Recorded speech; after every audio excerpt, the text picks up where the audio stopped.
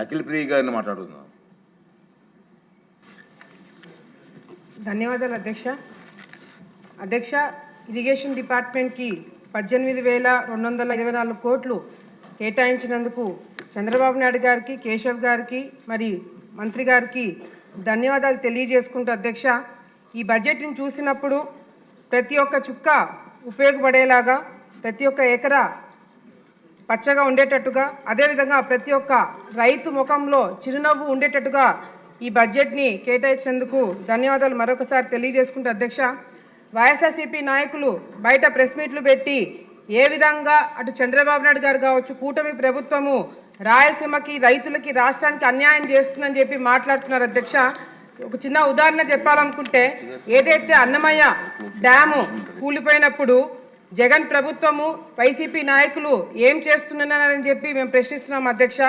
అదేవిధంగా Alaganuru dam damage అయినప్పుడు మరి వైసీపీ ప్రభుత్వం ఏం చేస్తుందని చెప్పి మేము ప్రశ్నిస్తున్నాం అధ్యక్ష.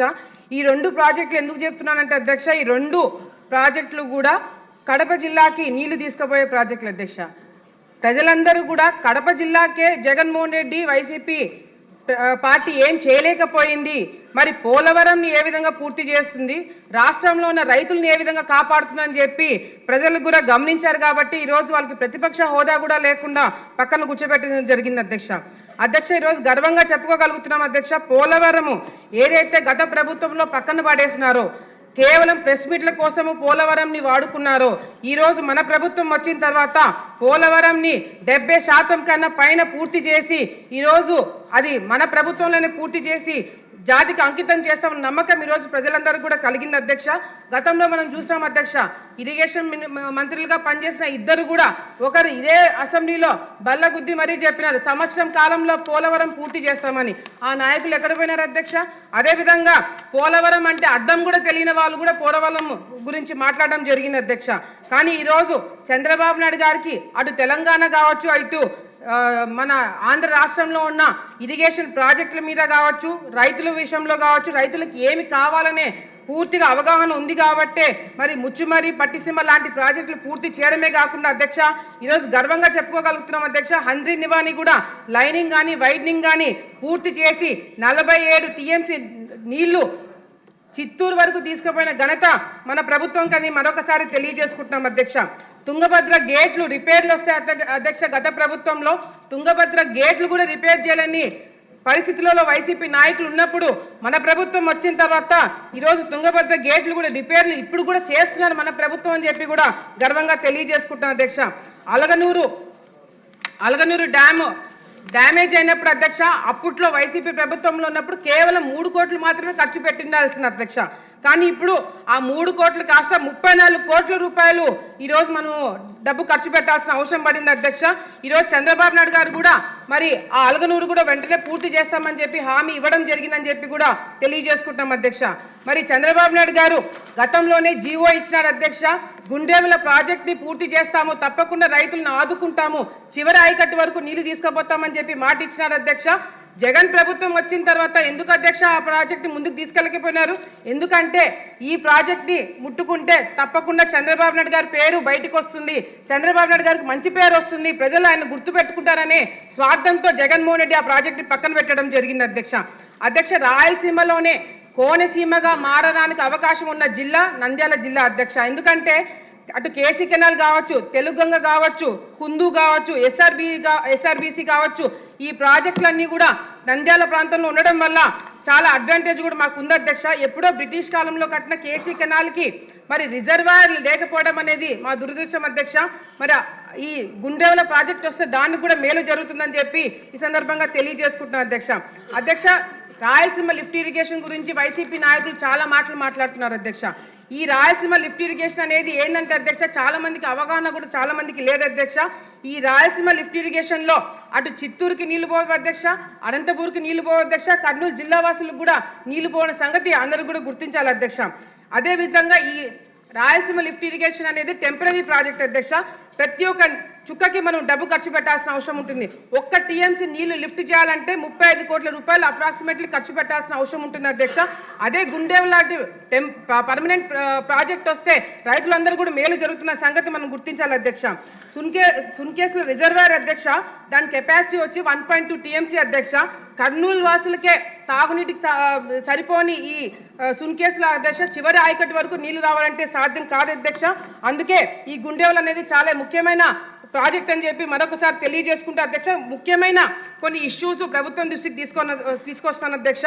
శ్రీశైలం నీళ్లు ఏదైతే నిప్పుల వాగు ద్వారా సంత జుట్టూరు దగ్గర కేసీ కెనాల్కి లిఫ్ట్ జరుగుతుందో అధ్యక్ష, అక్కడ షట్టర్లు డ్యామేజ్ అయినాయి అధ్యక్ష. ఈ షట్టర్లు ఒకటో రెండో కాదు అధ్యక్ష, దాదాపుగా 13 లొకేషన్స్లో ఈ షట్టర్లు డ్యామేజ్ అవ్వడం వల్ల చివరి ఆయకట్టు వరకు నీళ్లు రావట్లేదనే సంగతి ప్రభుత్వం దృష్టికి తీసుకొస్తున్న అధ్యక్ష. తెలుగు గంగ అధ్యక్ష, ఈరోజు ఆలగడ్డ ప్రాంతంలో చిన్న ఉదాహరణ చెప్తే అధ్యక్ష, నా నియోజకవర్గంలో 90,000 ఎకరాలు ఆయకట్టు ఉంది అధ్యక్ష. 90,000 ఎకరాలకు ఆయకట్టు ఉన్న తెలుగు గంగకి 34,241 ఎకరాలకి నీళ్లు రావట్లేదు అధ్యక్ష. ఆయకట్టు కూడా నీళ్లు రాలేని పరిస్థితి ఎందుకు అధ్యక్ష? డిస్ట్రిబ్యూషన్ ఛానల్స్ లేకపోవడం వల్ల ఈ సమస్య ఉంది అధ్యక్ష. గతంలో కూడా మంత్రి గారు ఇదే అసెంబ్లీలో మాట ఇచ్చినారు అధ్యక్ష, తప్పకుండా డిస్ట్రిబ్యూషన్ ఛానల్స్ ఇస్తామని. 60 కోట్ల రూపాయలతో ఈ ఎస్టిమేషన్స్ వేసి కూడా ప్రభుత్వం దృష్టికి తీసుకెళ్లాలనే సంగతి కూడా సందర్భంగా తెలియజేసుకుంటా అధ్యక్ష. గన్లేరు మరి రిజర్వాయర్ ఏదైతే ఉందో అధ్యక్ష, అహోబిలం దగ్గర అక్కడ కూడా మరి 2001లో ఈ డిజైన్ చేయడం జరిగింది అధ్యక్ష ఈ ప్రాజెక్టు. ఇప్పుడు పాపులేషన్ పెరిగింది కాబట్టి ఆలగడ్డతో పాటు 18 గ్రామాలకి నీళ్లు తాగునీటి సమస్య కూడా తీరుతుంది అధ్యక్ష. మేము అడిగింది ఒకటే అధ్యక్ష, 0.33 టీఎంసీ ఉన్నది కెపాసిటీ 0.66%కి 66 టీఎంసీకి పెంచమని చెప్పి అడగడం జరుగుతుంది అధ్యక్ష. అదేవిధంగా అధ్యక్ష, తెలుగు గంగ కింద 18 ట్యాంకులు ఆలగడ్డ తాలూకాలో ఉంటే అధ్యక్ష, ఈ 18 ట్యాంకులు లీకేజ్ వల్ల మరి నీళ్లు చివరి ఆయకట్టు వరకు రావట్లేదు అధ్యక్ష. దానికి కూడా చాలా పెద్ద సమస్య ఉంది. దానికి కూడా 11 కోట్ల రూపాయలతోటి మేము ఎస్టిమేషన్ చేసి పంపించడం జరిగింది అధ్యక్ష.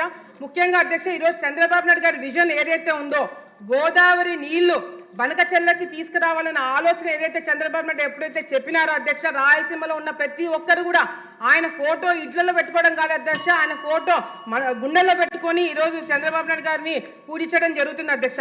2 నిమిషాలు అధ్యక్ష. ఏదైతే ముఖ్యంగా ఈ పాయింట్ అందరికీ తెలియాల్సిన విషయం, చాలా ముఖ్యమైన విషయం అధ్యక్ష.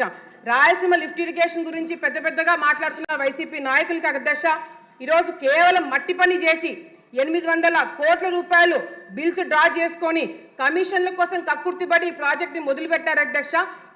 ఇది మొదలుపెట్టే రోజు వాళ్ళకు కూడా తెలుసు, ఇది మధ్యలోనే ఆగిపోతుందని తెలిసి కూడా ఎన్జిటి వాళ్ళు అబ్జెక్షన్ పెడతారని తెలిసి కూడా ఈ ప్రాజెక్ట్ని మొదలుపెట్టారు అధ్యక్ష. ఈరోజు అధ్యక్ష, మే 5వ తారీఖు 2020లో ఈ ప్రాజెక్ట్ని మొదలుపెట్టిన వీళ్ళు మరి కేసీఆర్ గవర్నమెంట్ అప్పట్లో ఉన్న వాళ్ళు, తెలంగాణ వాళ్ళు కూడా దీని గురించి మాట్లాడలేదు అధ్యక్ష. మరి అప్పట్లో ఉన్న జగన్మోహన్ రెడ్డి గారి మంత్రులు వీళ్ళు ఒకరిళ్ళ కాడికి ఒకరు పోయినారు అధ్యక్ష. దీని గురించి ఎక్కడ టాపిక్ రాలేదు అధ్యక్ష. ఎప్పుడైతే ఎన్జిటికి వీళ్ళే కంప్లైంట్ ఇచ్చి 800 కోట్ల రూపాయలు డ్రా చేసుకున్న తర్వాత ఎన్జిటికి కంప్లైంట్ ఇస్తారు అధ్యక్ష, అక్కడితో వాళ్ళు ప్రాజెక్టు పూర్తి ఆపేస్తారు అధ్యక్ష. ఒక చిన్న ఉదాహరణ చెప్పి పూర్తి చేస్తాను అధ్యక్ష. ఈరోజు జగన్మోహన్ రెడ్డి గారి మెంటాలిటీ కావచ్చు, వాళ్ళ వైసీపీ నాయకుల మెంటాలిటీ తెలియజేయడానికి ఒక చిన్న ఉదాహరణ చెప్పి క్లోజ్ చేస్తాను అధ్యక్ష. తెలంగాణ ప్రాజెక్ట్ ఏదైతే పాలమూరు రంగారెడ్డి ప్రాజెక్ట్ ఏదైతే రాయలసీమ వాసులకి మరణ శాసనం అని చెప్పిన వైసీపీ నాయకులు అధ్యక్ష చాలా పెద్ద మాటలు మాట్లాడినారు అధ్యక్ష.